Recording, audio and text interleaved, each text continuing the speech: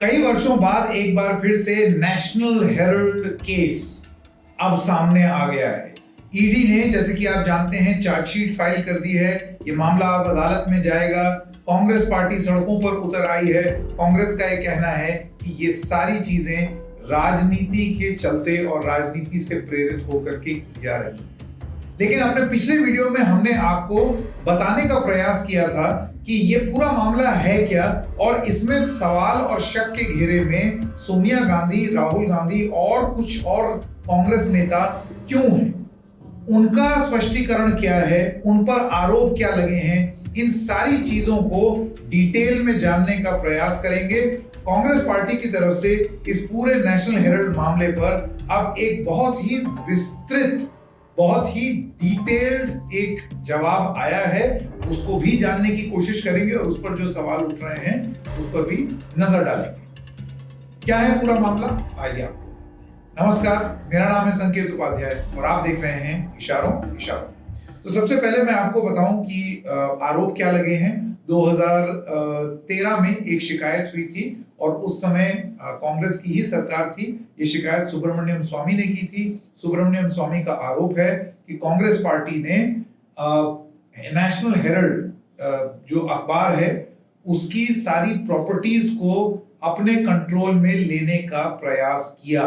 उन्होंने एक कंपनी बनाई, जिस कंपनी में, नई कंपनी में वो खुद बहुत भारी भरकम शेयर होल्डर थे, 38% ईच, सोनिया गांधी और राहुल गांधी। और उसके बाद ये सारी प्रॉपर्टीज उसमें ट्रांसफर हो गई, यानी कि जो चीज पार्टी के हक की थी वो उठा करके अपनी व्यक्तिगत संपत्ति बना ली।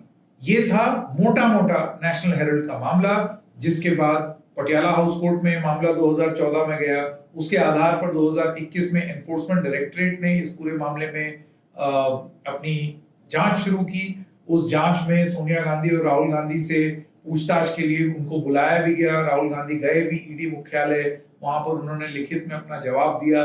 और फिर अब इस पूरे मामले में नवंबर 2023 में ये जो जितनी प्रॉपर्टीज आप देख रहे हैं जिसके बारे में बात हो रही है, एक लखनऊ में, एक बांद्रा में, मुंबई में, एक दिल्ली में जो कि बहादुर शाह जफर मार्ग पर है, ये सब ईडी ने अटैच की। अभी कुछ दिन पहले एनफोर्समेंट डायरेक्टरेट ने इन प्रॉपर्टीज को, इसका पोजेशन ले लिया, कब्जा ले लिया और फिर चार्जशीट फाइल कर दी सोनिया और राहुल गांधी के खिलाफ और तमाम और लोग जो यंग इंडियन प्राइवेट लिमिटेड नाम की इस कंपनी में थे।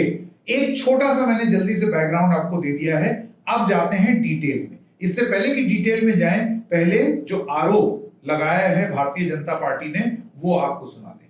ये हैं सुधांशु त्रिवेदी, बीजेपी के सांसद हैं और उन्होंने ये आरोप लगाया। नेशनल हेराल्ड केस में आज प्रवर्तन निदेशालय यानी ईडी के द्वारा जो श्रीमती सोनिया गांधी जी और श्री राहुल गांधी जी का नाम चार्जशीट में आया है, ये प्योरली एक टेक्निकल मामला है। कांग्रेस पार्टी को ध्यान रखना चाहिए कि इस विषय की शुरुआत 2012 में हुई थी और एक जनहित याचिका के द्वारा दिल्ली हाई कोर्ट ने अक्टूबर 2013 में इस केस की शुरुआत की थी। यानी यह मामला दर्ज तब हुआ था जब मोदी जी की सरकार आई भी नहीं थी।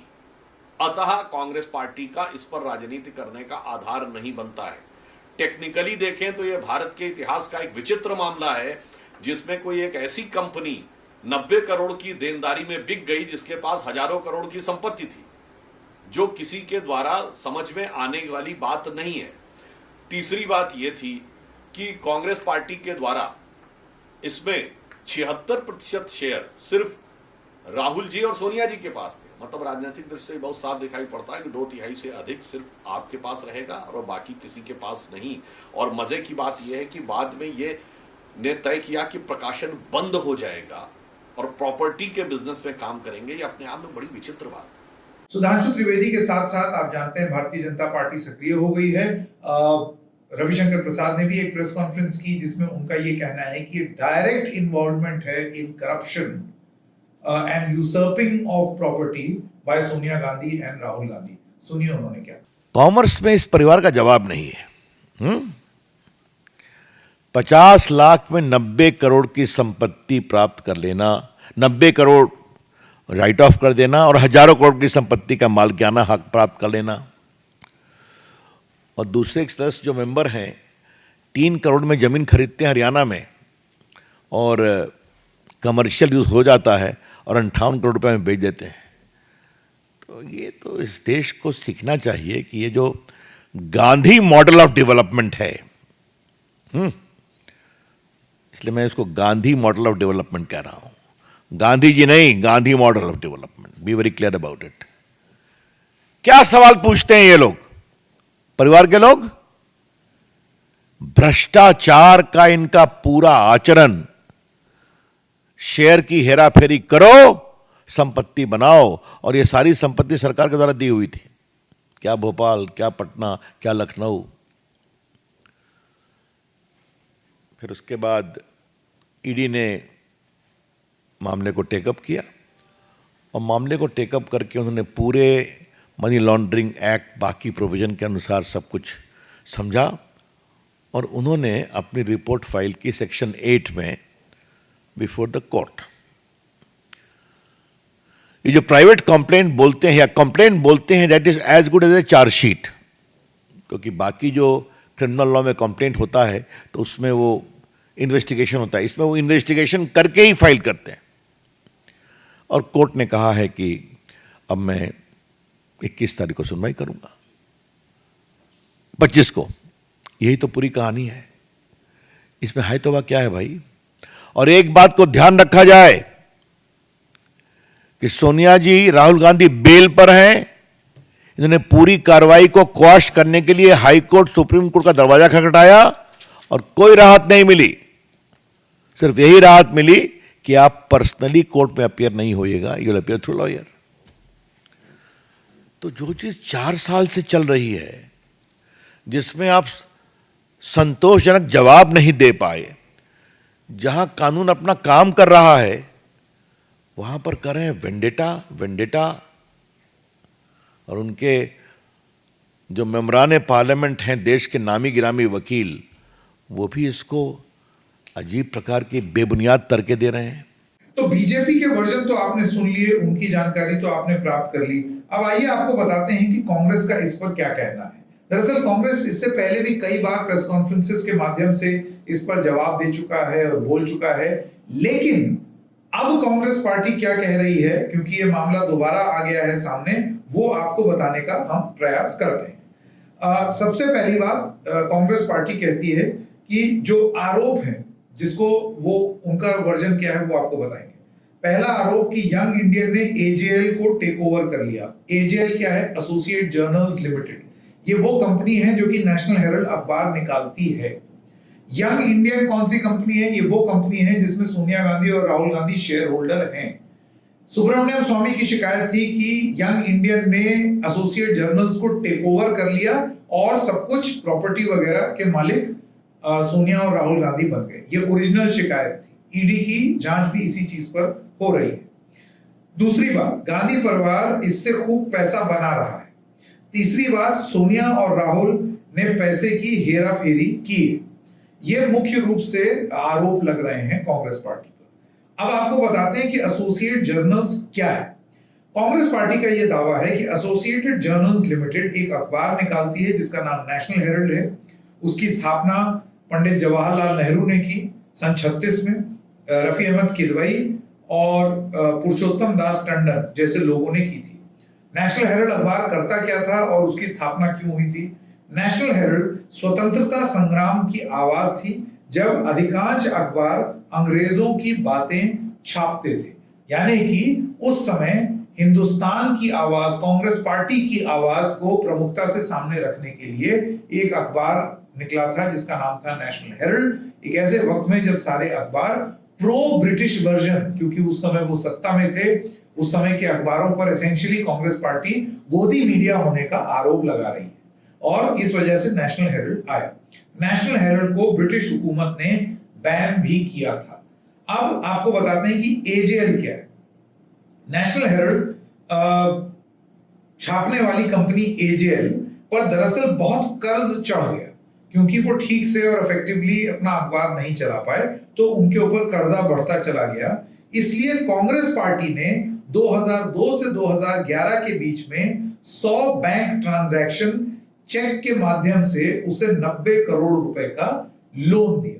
ये एक बात है, यानी कि ये कांग्रेस पार्टी की प्रॉपर्टी थी और क्योंकि उस पर बहुत कर्जा चढ़ गया, इस वजह से कांग्रेस पार्टी ने चेक के माध्यम से इस अखबार को चलाए रखने के लिए 2002 से 2011, ये डेट्स याद कीजिए क्योंकि इसमें 2 साल तक तो बीजेपी की सरकार थी और उसके बाद बाकी के साल यूपीए की सरकार थी, यानी कि कांग्रेस की सरकार थी। इस दौरान उन्होंने 90 करोड़ रुपए के 100 बैंक ट्रांजैक्शंस एजेएल को दिए, नेशनल हेराल्ड छापने के लिए। ये सारा पैसा voluntary retirement scheme, gratuity, provident fund, tax, बिजली बिल, इन सब चीजों को अदा करने के लिए इस्तेमाल किया गया। अब ये यंग इंडियन कंपनी कैसे बनी, ये भी एक आरोप की बात होती है। तो इस पर क्या जानकारी है वो आपको बता दें। एसोसिएट जर्नल्स के ऊपर ऋण इतना था, यानी कि इतना कर्जा चढ़ गया था कि ऑपरेशंस रुक गए थे। इसलिए एसोसिएट जर्नल्स यानी कि नेशनल हेराल्ड छापने वाली कंपनी को ऋण, डेट को इक्विटी में बदल करके एक नई कंपनी यंग इंडियन में ट्रांसफर कर दिया गया। इसका कहने का मतलब ये है, और ये कांग्रेस पार्टी का वर्जन है, और इसमें हम आपको बताएंगे कि बीजेपी और सुब्रमण्यम स्वामी का क्या आरोप है। कांग्रेस पार्टी कहती है कि एजेएल पर इतना कर्जा हो गया था। प्लीज रिमेंबर, कांग्रेस पार्टी ने पहले पैसे दिए थे 90 करोड़, उसके बावजूद नेशनल हेराल्ड अखबार की कंपनी पर बहुत ज्यादा कर्जा बढ़ गया। तो इस कर्जे को इक्विटी में कन्वर्ट करना, इसका मतलब क्या होता है? एक छोटा सा उदाहरण देते हैं। सरकार को वोडाफोन आइडिया को बहुत सारे पैसे लौटाने, करेक्ट? तो वो लौटा नहीं पा रहे, इस वजह से सरकार ने क्या किया कि ठीक है, तुम्हें मुझे इतने पैसे देने हैं ना, तो तुम्हारी कंपनी का इतना हिस्सा अब मेरा हो गया, उसके एवज में मैं इतने पैसे जो मुझे तुमसे वसूलने हैं अब मैं नहीं वसूलूंगा। क्यों? क्योंकि तुम्हारी कंपनी का इतना % मैं मालिक हो गया। यानी कि मेरे ऊपर, मैंने किसी से अगर पैसे लिए हैं और मैं कुछ धंधा कर रहा हूं और मैं अगर वो पैसा नहीं चुका पा रहा हूं, तो कानूनी रूप से वो जिसको मुझे पैसे देने हैं वो आ करके मेरा धंधा में 1% ले सकता है। ये वो बात है जो कांग्रेस पार्टी कह रही है, जिसमें उन्होंने कहा कि यंग इंडियन नाम की कंपनी, उसने एजेएल के डेट को इक्विटी में तब्दील करते वक्त ये पूरा खर्चा उनसे ले लिया। कांग्रेस पार्टी का यह कहना है कि ये जो कंपनी थी यंग इंडियन, उसमें इसी लिहाज से ट्रांसफर किया गया। अब कांग्रेस का यह कहना है कि ये आम बात है, सरकार ने खुद एनसीएलटी में तमाम कंपनियों की डेट को इक्विटी में बदला है। यानी कि जैसे कि अभी हमने आपको बताया वोडाफोन आइडिया के केस में कि सरकारी टेक ओवर हो जाता है, कि सरकार टेक ओवर कर देती है कि ठीक है, तुम कर्जा नहीं दे पा रहे हो तो अब तुम्हारी कंपनी का इतना हिस्सा मेरा। ये तर्क कांग्रेस पार्टी ने दिया है। कांग्रेस फिर ये कहती है कि यंग इंडियन एक नॉट फॉर प्रॉफिट कंपनी है, यानी कि उनका मकसद प्रॉफिट कमाना नहीं है। यंग इंडियन सेक्शन 25 की नॉट फॉर प्रॉफिट कंपनी है, जिसमें एक भी पैसे का मुनाफा, डिविडेंड, सैलरी वगैरह शेयर होल्डर को नहीं मिल सकता। इसी वजह से उनका दावा यह है कि अब इसमें जो भी शेयर होल्डर हैं, इस कंक्लूजन और इस नतीजे पर पहुंचना कि उन्होंने मुनाफा कमा लिया, वो गलत है, क्योंकि कंपनी का स्थापना ही सेक्शन 25 में हुआ है ऑफ द कंपनीज एक्ट, जो उसको नॉट फॉर प्रॉफिट कंपनी बनाता है। यंग इंडियन के 4 शेयर होल्डर थे, सोनिया गांधी, राहुल गांधी, ऑस्कर फर्नांडिस, मोतीलाल वोरा। वो उस समय तत्कालीन पार्टी के अध्यक्ष, महासचिव, संगठन महासचिव और कोषाध्यक्ष, ये जो नाम थे, इस वजह से उनको ये शेयर होल्डर बनाया गया। फिर से मैं दोहरा दूं, सोनिया गांधी जो कि उस समय पार्टी के अध्यक्ष थी, राहुल गांधी क्योंकि वो पार्टी के महासचिव थे, ऑस्कर फर्नांडिस क्योंकि वो संगठन महासचिव थे, और मोतीलाल वोरा क्योंकि वो कोषाध्यक्ष थे। ये कांग्रेस पार्टी का एक्सप्लेनेशन है। 2 चीजें। सबसे पहली बात ये कहना कि आपको अगर किसी का डेट को इक्विटी में कन्वर्ट करना है तो आपने एक और कंपनी बना करके उसके शेयर होल्डर्स ने वो पैसा दे दिया और फिर वो मालिक बन गए, लेकिन नॉट फॉर प्रॉफिट है। भारतीय जनता पार्टी का मुख्य रूप से आरोप ये है कि ये इतना आसान नहीं है ये जितना बताया जा रहा है। वो इसलिए क्योंकि आप टेक्निकली मालिकाना हक आपने प्राप्त कर लिया और सिर्फ आपने कंपनी के उस पर हक नहीं हुआ आपको कि लोगों का आप ऋण माफ कर रहे हैं। कंपनी की जो प्रॉपर्टीज हैं, जैसे कि बहादुर शाह जफर मार्ग पर नेशनल हेरल्ड की बिल्डिंग हेरल्ड हाउस, उसका भी मालिकाना हक इस कंपनी को चला गया, जिसमें शेयर होल्डर सोनिया गांधी और राहुल गांधी हैं। इसके अलावा लखनऊ के विशेश्वर दास मार्ग पर जो ऑफिस है हेरल्ड हाउस का, वो भी आपके पास चला गया, और बैंड्रा में जो बिल्डिंग है हेरल्ड हाउस की, वो भी आपको चली गई। यानी कि आरोप ये है कि लगभग 2000 करोड़ रुपए तक का कंपनी का जो एसेट्स थे वो आपने टेक ओवर कर लिए, ये कर्जा बोल करके। यानी कि दिए आपने 90 ही करोड़, या आपने जो कर्जा था उसको इक्विटी में बदला, लेकिन उस चक्कर में आपने कंपनी की बहुत ज्यादा संपत्ति, उसके आप मालिकाना हक बन गए, क्योंकि शेयर होल्डर आप हैं। कांग्रेस का यह कहना है कि हमारा मालिकाना हक इसलिए नहीं है क्योंकि ये नॉट फॉर प्रॉफिट कंपनी है, वो कोई भी चीज हमारी अपनी नहीं हो सकती। यही एक पॉइंट है जिस पर अभी एनफोर्समेंट डायरेक्टरेट अपनी कार्रवाई कर रही है, जिसमें अदालती कार्रवाई भी होनी है। इसी चीज को लेकर के जिरह हो रही है। अब जैसे कि हमने आपको बताया, उस समय जो 4 लोग संगठन में थे वो लोग शेयर होल्डर बने। एजेएल के 700 शेयर होल्डर थे। ईजीएम में उनकी सहमति के बाद ही कर्ज शेयर में तब्दील हुआ, जिससे यंग इंडियन भी एक और शेयर होल्डर बन गया। ये कांग्रेस का वर्जन है। बीजेपी का ये कहना है कि ये सारी चीजें जबरन की गई, जबरदस्ती की गई और परमिशन उस तरीके से नहीं ली गई थी। यंग इंडियन ने एजेएल का टेक ओवर नहीं किया है, कांग्रेस कहती है कि वो यंग इंडियन ने टेक ओवर नहीं कर दिया है। लेकिन जब आप डेट को इक्विटी में तब्दील करते हैं तो आरोप यही है कि इक्विटी में तब्दील करने का मतलब यह है कि अब आप मालिकाना हक रखते हैं। कांग्रेस कहती है कि सारे एसेट्स और इनकम एजेएल के हैं, यंग इंडियन के नहीं। कोई भी रेंटल एजेएल को जाता है, यंग इंडियन या उसके किसी भी शेयर होल्डर को नहीं। वो कह रहे हैं हम दस्तावेज दे सकते हैं इसको साबित करने के लिए। एजेएल के पास 5000 करोड़ की प्रॉपर्टी नहीं है। एक और झूठ बोला जाता है कि एजेएल के पास 5000 करोड़ की प्रॉपर्टी है। आईटी डिपार्टमेंट ने तो खुद एजेएल की सारी प्रॉपर्टी का आकलन मात्र 360 करोड़ रुपए किया है। यानी कि कांग्रेस पार्टी का ये कहना है कि सुब्रमण्यम स्वामी और बीजेपी का ये कहना है कि हमने 2000 करोड़ रुपए की या 5000 करोड़ रुपए की प्रॉपर्टी जब्त कर ली। उनका ये कहना है कि खुद income tax department in properties की कीमत 360 करोड़ रुपए से ज्यादा की नहीं आंक रहा है, नहीं लगा रहा है। तो ये 5000 2000 करोड़ रुपए का फिगर कहां से आ रहा है? तो ये सारी चीजें आ गई। अब एक टाइमलाइन भी है, जैसे मैंने आपको बताया 2013 में ये केस फाइल हुआ, 2020 तक ये केस लड़ा उन्होंने। उसके बाद मोदी शाह के खिलाफ बोलने लगे, जिसके चलते मोदी शाह, ये कांग्रेस पार्टी का दावा है कि वो सुब्रमण्यम स्वामी से भरोसा उठ गया उनका। 2023 में सरकार की ईडी ने प्रोविजनल ऑर्डर और अटैचमेंट जारी किया। जैसे कि हमने आपको बताया 10 अप्रैल 2024 को ट्राइब्यूनल ने इस प्रोविजनल ऑर्डर ऑफ अटैचमेंट को कंफर्म कर दिया, और फिर अप्रैल 2025 में अब ये ईडी के पोजीशन में आ गया है। लंबी कहानी थी, इतिहास था, पेचीदा है, क्योंकि पेचीदा मामला भी है। अदालत क्या तय करेगा वो आगे देखना होगा, लेकिन फिलहाल ये जानकारी पब्लिक डोमेन में कांग्रेस ने अपनी तरफ से डाली है और बीजेपी की तरफ से भी कुछ बयान दिए जा रहे हैं। जाते जाते आपको कांग्रेस पार्टी का एक बयान सुना देते हैं। ये है पवन खेड़ा, जिनका ये कहना है कि उस समय नेशनल हेरल्ड अंग्रेजों से लड़ रहा था, इस वजह से अंग्रेज खार खाते थे, और आज की डेट में संघ और Bharatiya Janata party national Herald से खार खा रहा है। यानी कि आप तुलना कर लीजिए कि अंग्रेज और संघ और भारतीय जनता पार्टी क्या एक ही नहीं है, ये उनका दावा है। आइए सुनते हैं उन्होंने क्या। दोस्तों, फिर से नेशनल हेरल्ड को एक मुद्दा बनाया जा रहा है। आपके मन में सवाल आएगा कि नेशनल हेरल्ड को टारगेट क्यों किया जा रहा है? शायद सवाल यह होना चाहिए कि नेशनल हेरल्ड के माध्यम से गांधी परिवार को टारगेट क्यों किया जा रहा है, या फिर नेशनल हेरल्ड और गांधी परिवार के माध्यम से कांग्रेस पार्टी को क्यों टारगेट किया जा रहा है।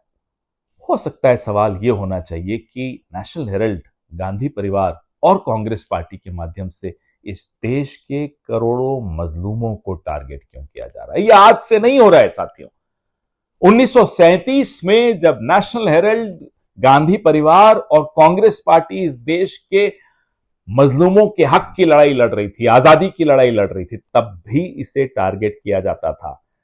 1937 में अंग्रेज टारगेट करते थे, अंग्रेज चिढ़ते थे नेशनल हेराल्ड से और गांधी परिवार से और कांग्रेस पार्टी से। आज 2025 में राष्ट्रीय स्वयंसेवक संघ चिढ़ता है गांधी परिवार से और कांग्रेस पार्टी से, और नेशनल हेराल्ड को एक जरिया बनाया जा रहा है। ये चिढ़ते किस बात से? ये उस गरिमामयी इतिहास से चिढ़ते हैं जो कांग्रेस पार्टी का और जो गांधी परिवार का इतिहास है, जो देश को जोड़कर रखने का इतिहास है, देश को धर्म के आधार पर न लड़ने देने का इतिहास है, देश को अपने हक के लिए आवाज उठाने का इतिहास है। ये उस इतिहास से डरते हैं। वो इतिहास इन्हें चिढ़ाता है, वो इतिहास आईना बनकर इनकी असलियत दिखाता है। उस इतिहास को ये बदलने के लिए रात दिन 18 घंटे जागकर षड्यंत्र रचते हैं। मोदी जी, हमें मालूम है आपको दर्द क्यों होता है। वो एक गाना सुना था हमने कि चोट किसी को लगती है और दर्द किसी को होता है। राहुल गांधी जब मुंह खोलते हैं आपके दोस्त के खिलाफ बोलते हैं, चोट वहां लगती है, दर्द यहां होता है। राहुल गांधी जब मुंह खोलते हैं संविधान और आरक्षण के पक्ष में बात करते हैं, जाति जनगणना की बात करते हैं, आपको चोट लगती है, आपको दर्द होता है, हमें मालूम है। आप और संघ हमेशा संविधान के खिलाफ रहा है, आप और संघ हमेशा कांग्रेस के खिलाफ रहा है, आप और संघ हमेशा आरक्षण के खिलाफ रहा है। हम डरेंगे नहीं।